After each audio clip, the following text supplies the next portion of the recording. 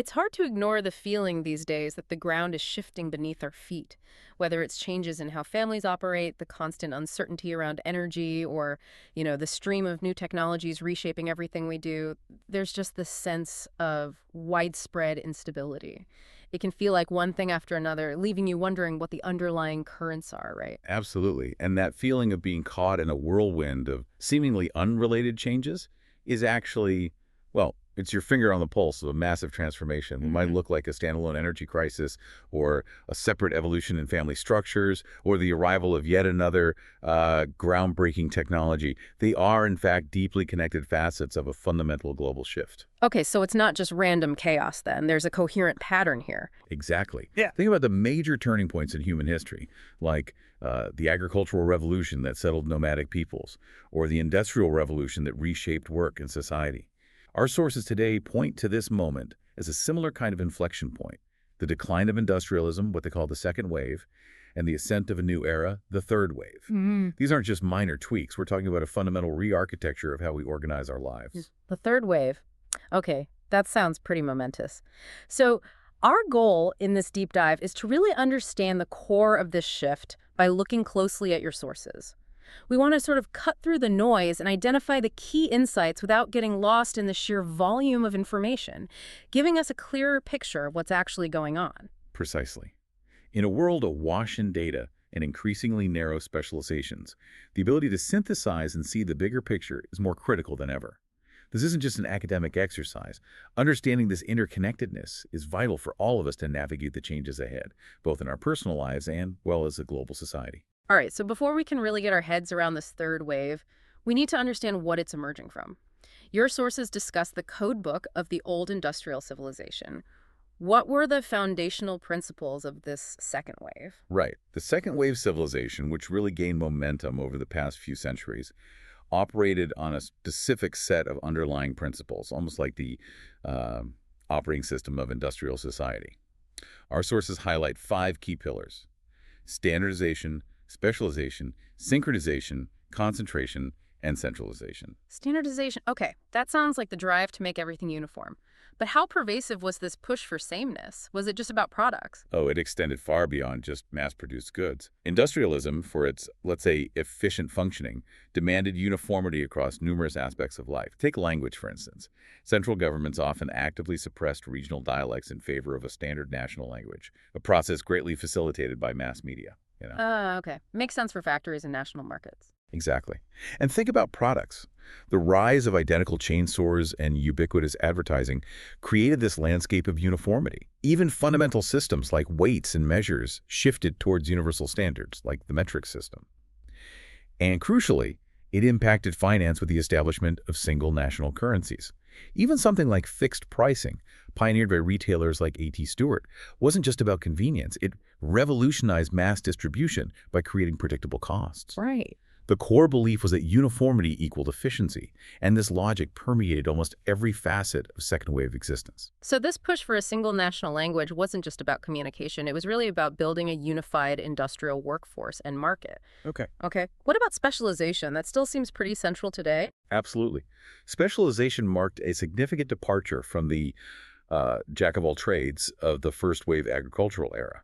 The Industrial Revolution brought an increasing division of labor, with individuals focusing on narrower, more specific tasks within the factory system.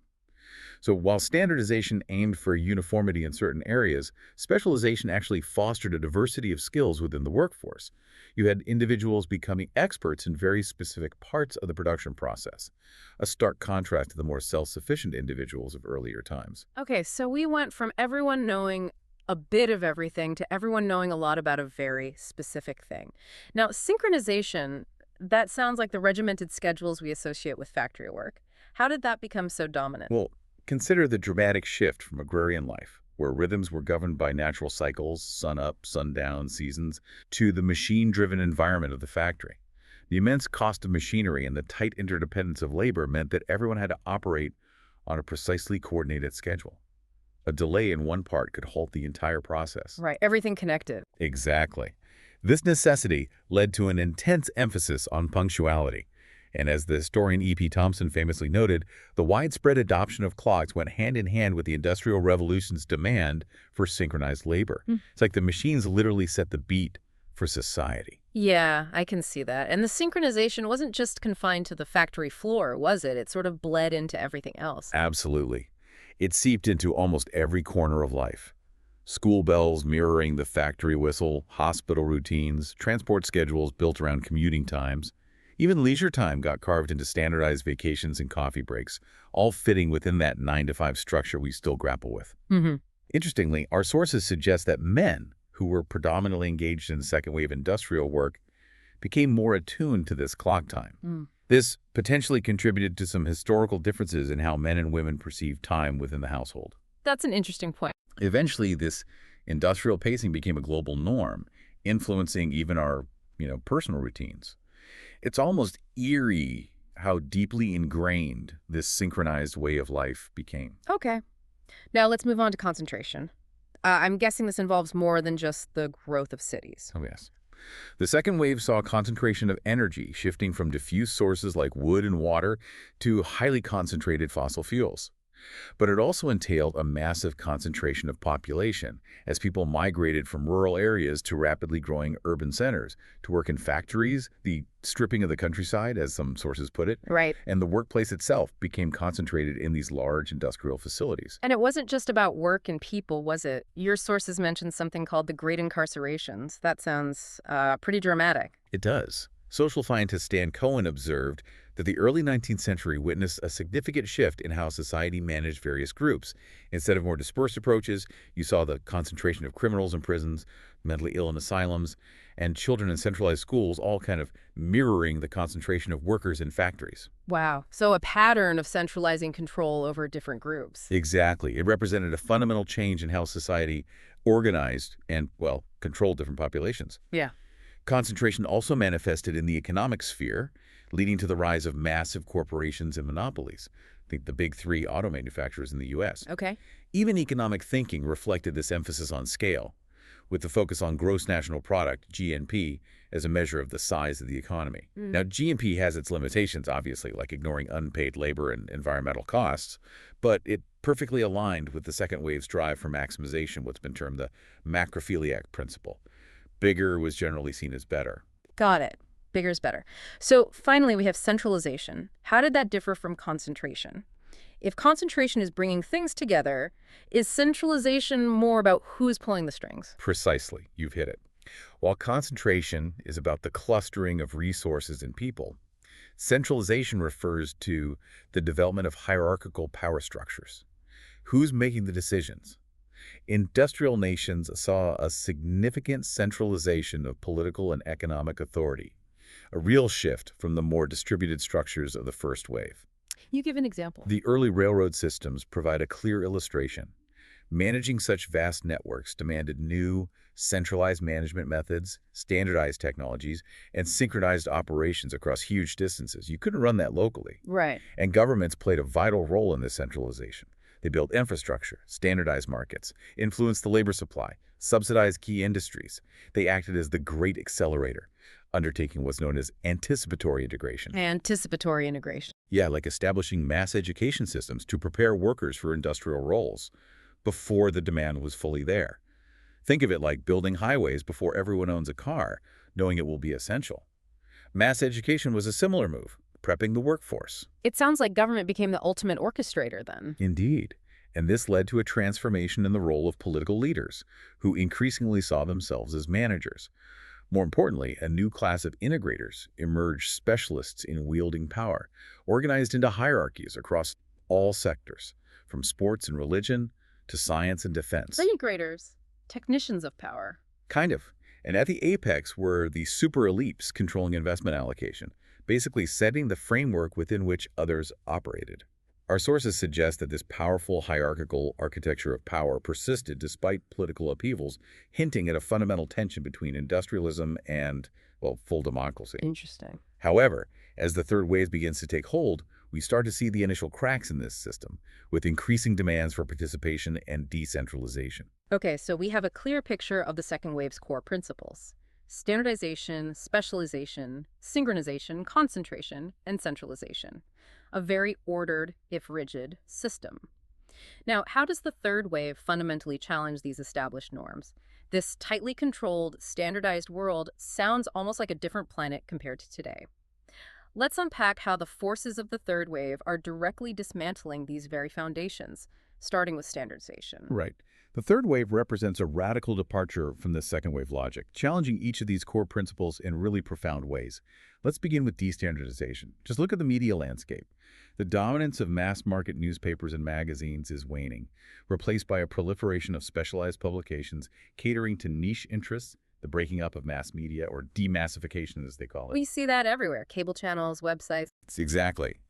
New technologies like interactive cable TV systems remember the Queep system that allowed viewers to respond directly. Video games transforming the TV, on-demand information services, VCRs enabling us to watch what we want when we want. Yeah. They are all fragmenting audiences and giving users like you much more control. Even domestic satellites are enabling the creation of smaller, specialized broadcast networks. So less top-down control, more choice. Precisely. The overall effect is a massive surge in information exchange and the rise of the information society, fueled by this increasing diversity.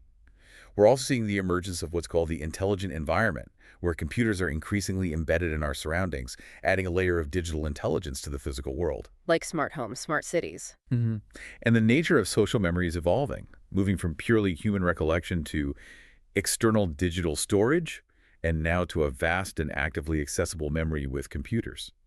This unleashes new cultural energies and allows us to, think the unthinkable, to connect ideas in new ways.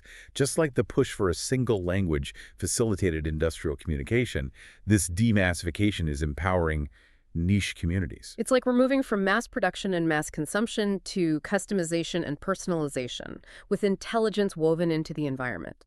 Okay, what about specialization? Is that also being turned on its head? Yes, very much so, particularly with the rise of what we call the prosumer. Prosumer. Producer-consumer. Exactly.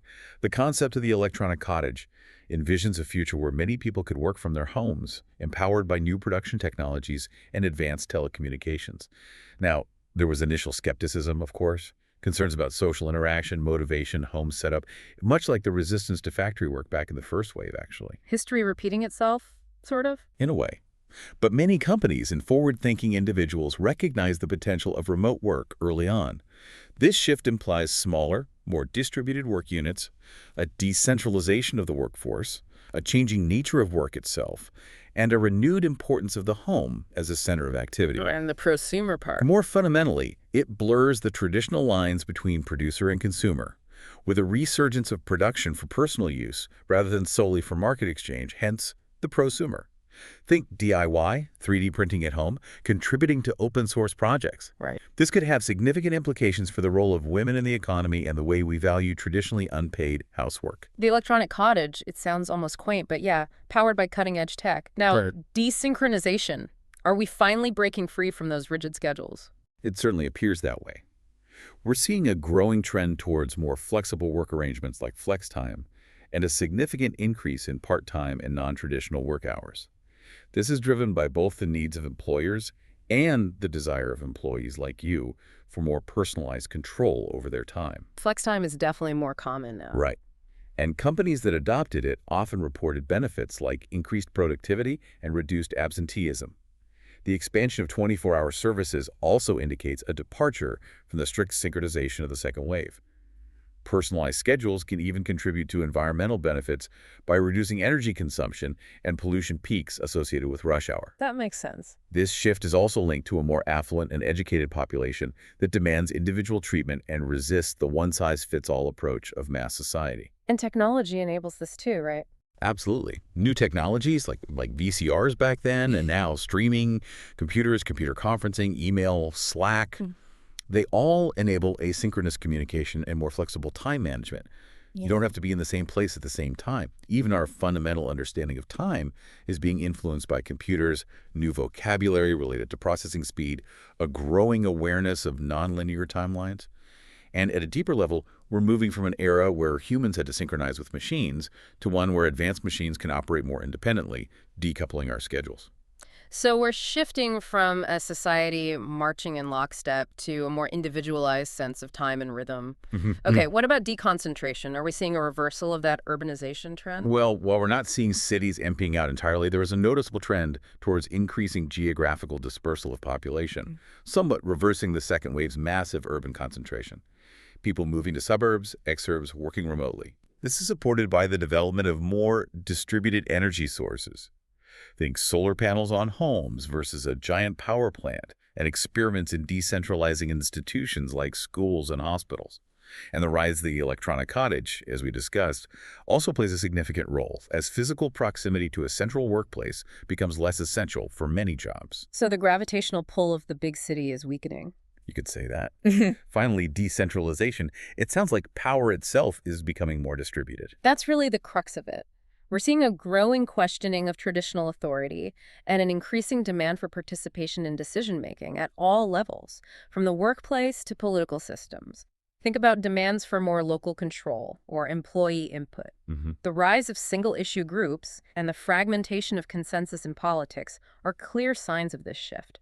It presents challenges to traditional models of majority rule and representative democracy, where you used to have maybe two big parties covering most views. So, harder to govern in the old way. Potentially, yes. Our sources suggest that the role of the nation-state may evolve, perhaps diminish in some ways, with other entities, multinational corporations, transnational borders, local organizations gaining influence. It points toward a broader distribution of power, less concentrated at the national level. So, across the board, the third wave is essentially inverting the core principles that define the second wave. Standardization becomes destandardization, specialization shifts towards the prosumer.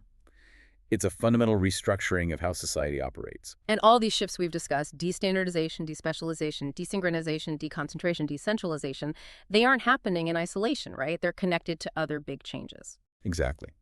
These core shifts are happening concurrently with revolutionary changes in other crucial areas. We're seeing a transition towards diverse and renewable energy sources, moving away from those concentrated fossil fuels. Technology is moving beyond electromechanical industries into dynamic new sectors like electronics, biotech, AI.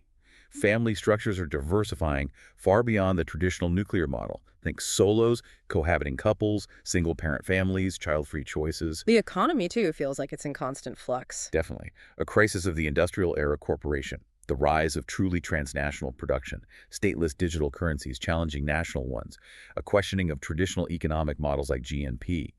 Even our perception of time is transforming, becoming more flexible and individualized. And our underlying worldview is shifting away from those machine-based analogies towards concepts of process, feedback, and dynamic, sometimes chaotic systems. It really feels like every part of the system is being reshaped simultaneously. But this level of change, it must have a psychological impact, too. It absolutely does. Our sources point to a kind of psychological breakdown, evident in many affluent nations, rising rates of things like suicide, alcoholism, depression. They argue this stems from the collapse of second-wave society, undermining three basic human needs: community, structure, and meaning.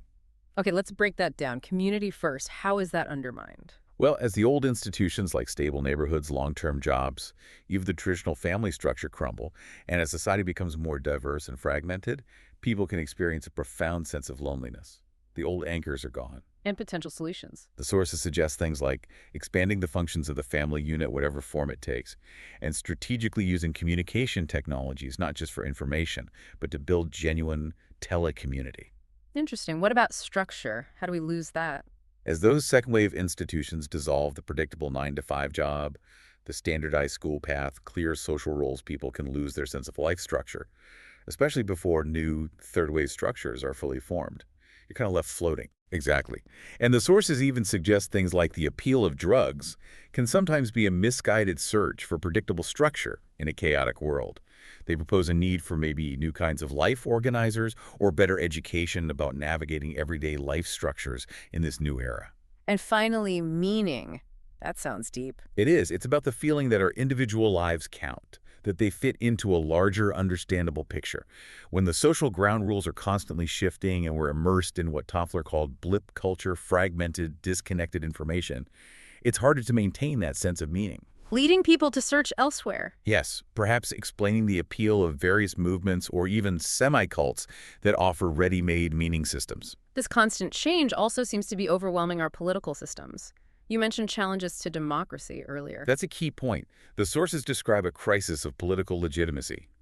Second-wave political institutions, designed for a slower, more uniform era, are overloaded and becoming obsolete. This leads to a kind of decisional implosion, an inability to make timely, effective decisions. Gridlock. Pretty much. And the collapse of consensus we talked about, due to increased social diversity and single-issue politics, directly challenges the foundations of traditional majority rule and representative democracy. How do you form a stable majority when the public is so fragmented? Does that mean democracy is doomed? Not necessarily. The Yeah. sources actually suggest that the third wave, despite these challenges, could open the way to an enriched and enlarged democracy, hinting at new forms of participation and decision-making, perhaps more decentralized or digitally enabled, though they don't fully elaborate specifics in the material we looked at. Okay, so challenges, but maybe opportunities too. What about globally? Does this third wave offer anything different for developing nations compared to the old industrial model? Yes, this is a really important aspect. The third wave potentially offers new development pathways for both rich and poor nations. For instance, societies still largely based on first-wave agricultural models might be able to leapfrog some of the negative aspects of the second-wave industrialization. They could potentially combine elements of their past with future technologies. Like using decentralized solar power instead of building massive centralized grids? Exactly. Or using things like decentralized biogas plants that fit local village structures. There's a whole debate around appropriate technology, and some argue that poorer nations could even focus directly on third-wave industries like microelectronics, which might be more suitable than heavy industry. Why more suitable? Because many third-wave technologies are potentially more compatible with existing social arrangements in developing countries. They often favor decentralization, require less massive capital investment upfront, and might have lower energy requirements compared to old-style factories. So it could transform the relationship between rich and poor nations. The potential is there. It offers a path beyond the false dilemma of either sticking with traditional ways or blindly adopting the Western industrial model. A new synthesis might be possible. It truly sounds like we're on the brink of a monumental transformation. This has been an incredibly insightful deep dive into the fundamental principles of these two waves. We've covered a vast amount of ground today, painting a comprehensive picture of this massive societal shift. We've seen how the seemingly chaotic changes around us are, in fact, interconnected and represent a transition from one era of civilization to another. And it's clear that grasping these underlying principles is essential for navigating the complexities of the future, for you, for me, for everyone. Indeed. The third wave is far more than just a technological upgrade. It represents a fundamental reshaping of civilization on a scale comparable to the Industrial Revolution. We are witnessing profound and interconnected transformations across our biosphere, technosphere, sociosphere, infosphere, and power sphere, basically every sphere of life. And while the increasing computerization of society offers unprecedented possibilities, it doesn't have to mean depersonalization or the loss of human connection. Rather, it will likely redefine how and where those connections are formed. So changes in work, too. Definitely. We can anticipate significant transformations, perhaps more humane factories, certainly the rise of electronic offices or remote work, shifts in the responsibilities and structures of corporations moving beyond just profit to maybe multiple bottom lines. And that resurgence of the prosumer we discussed will likely have far-reaching economic consequences we're only beginning to understand. So as we bring this deep dive to a close, what's one final thought you'd leave us with to contemplate regarding this immense transformation? Consider this. The third wave is fundamentally challenging our deepest assumptions about the world and our place within it. It is leading us toward a civilization that promises to be far richer, more complex, and more diverse than the industrial age. But it demands that we critically re-examine the old paradigms and embrace new ways of thinking and organizing. So the provocative thought might be, what role will you choose to play in this unfolding monumental shift? How will you adapt, contribute, and find your place?